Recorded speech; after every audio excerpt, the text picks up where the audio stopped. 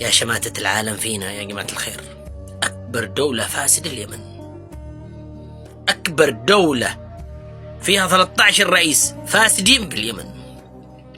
تخيلوا باختصار الكلام يعني وانتم عاد تفهمون.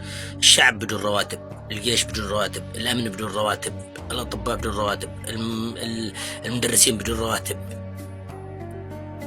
تخيلوا عندنا الشرعية تطالبنا روحوا عند الحوثي، والحوثي بيقول روحوا عند الشرعية، بينما هم الاثنين فلوس الدولة بتروح لا خارج الوطن.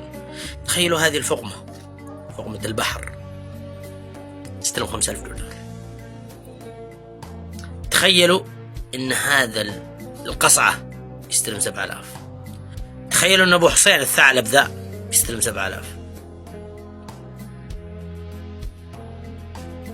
تخيلوا ان هذا القصعة الثاني بيستلم 5000 وجواز دبلوماسي.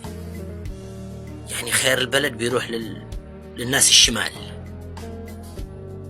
لا وعادهم يهددون اليوم، يقول لك إذا قطعتوا الإعاشة عننا بنرجع للحوثي. يا أخي فكنا منك، وين الحوثي؟ خذهم، لا تبقي منهم شيء، خذهم لك.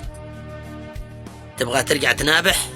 إذا مهمتك النباح أنت وياه، لا تفكر أنك يوم تنابح من خارج اليمن أنك بتستعيد اليمن. لا، تعال عندي عدن ونابح وأعطيك عظم، أعطيك عظم على قد نباحك.